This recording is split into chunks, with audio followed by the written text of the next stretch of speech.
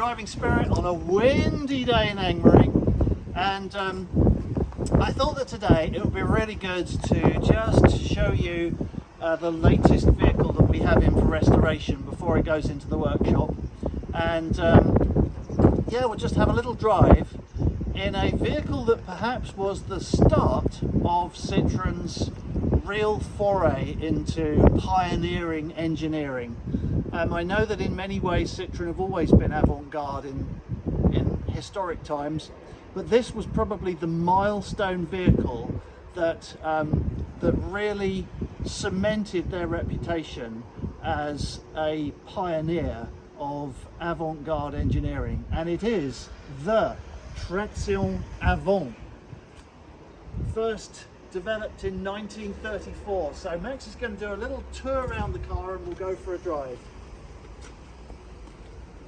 You'll see that these cars had no running boards, and the low stance of the car is because they're not sitting on a separate chassis. Low and wide, very elegant.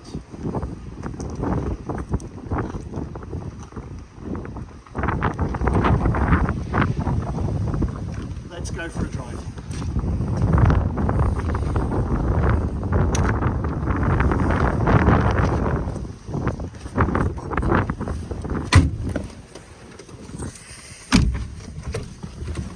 So we have this car in for a full restoration, and we've never done one before, so it's going to be a voyage of discovery. But we've had a long talk with the owner, and we know and he's going to be involved every step of the way as we get stuck into this car. Citroën Avant gives, obviously, many will know the identity of this car as being a front-wheel drive car. So it was revolutionary.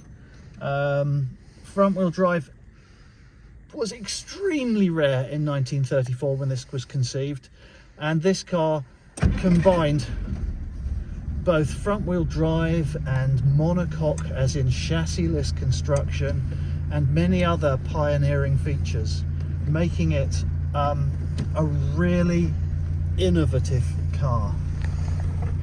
So I'm not going to say too much as we drive, but I'm sure I'll think of things to say.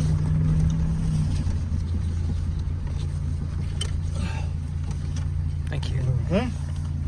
Plug you in, Max.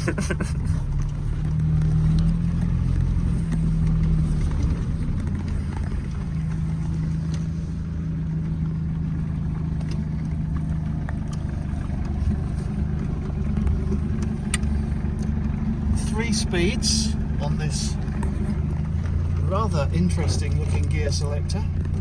So first down there,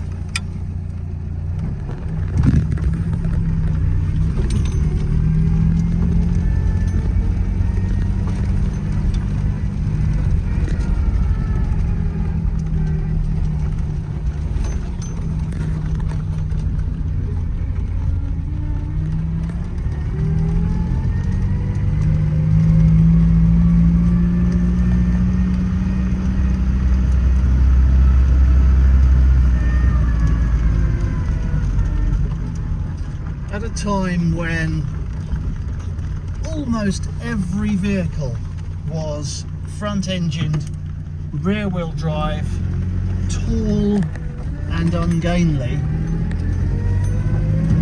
the Citroën Avant was sleek and low and had offered really incredibly competent handling,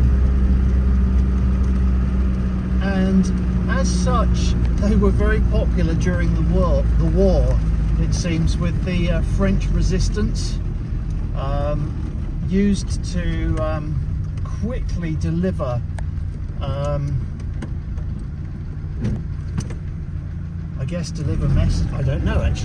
deliver messages or transport the resistance from place to place in a way that so far more competent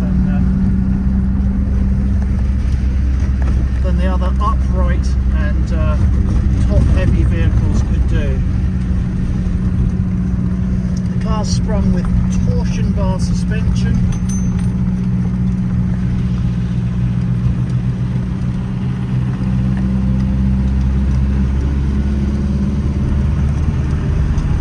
The engine is a 1911cc 4-cylinder engine. They did also have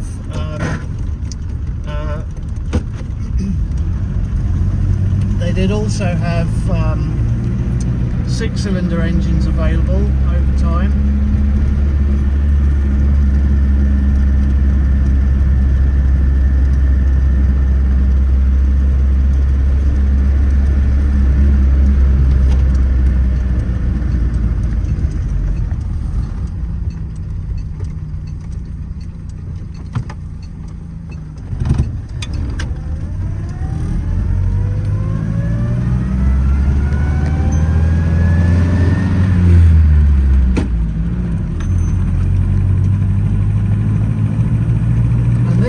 Made its way into the Citroën H van, and even after that into the Citroën DS and ID19, and a pretty bulletproof engine actually.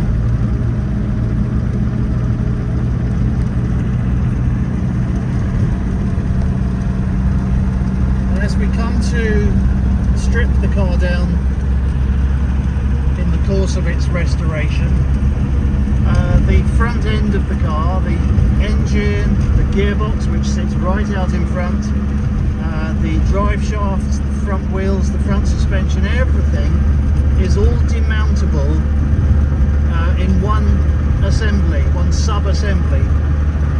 So we'll obviously be reporting back on that and showing how that's done.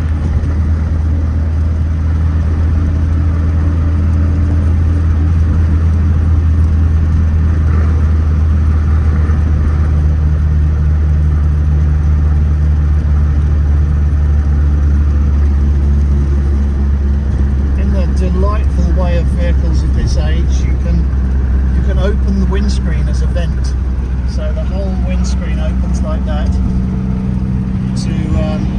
to ventilate the interior, which is rather delightful.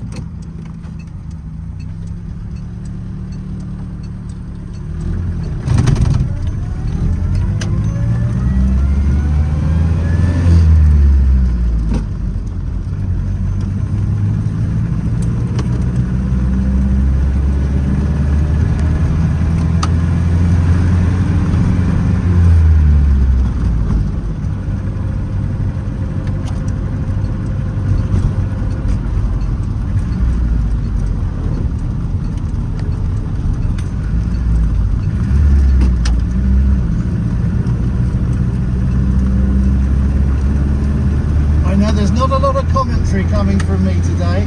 I'm concentrating like mad on driving this precious car that is the owner's pride and joy, and which I'm having to concentrate very hard to do the gear change without too many mistakes.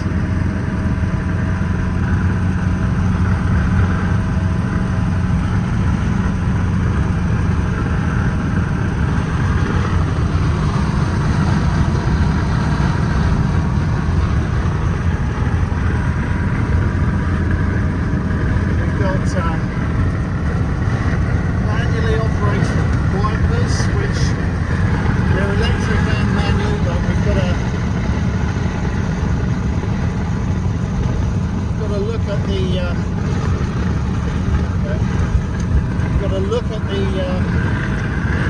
the wiper motor and see why the electrics aren't working.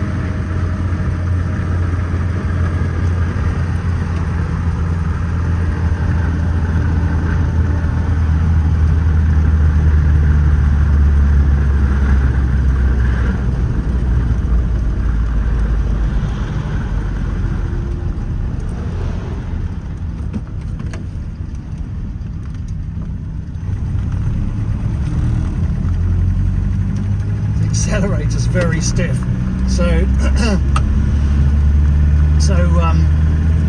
you're never sure quite how much to press it to pull away.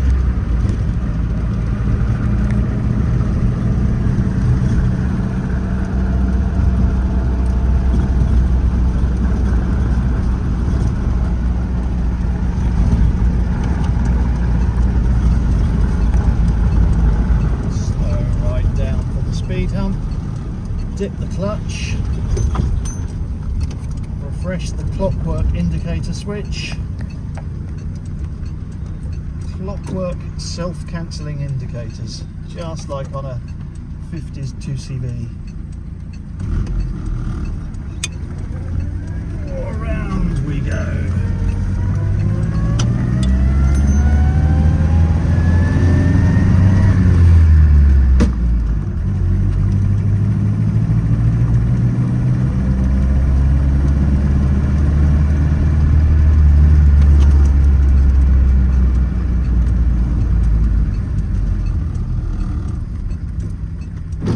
Feed it gently into first.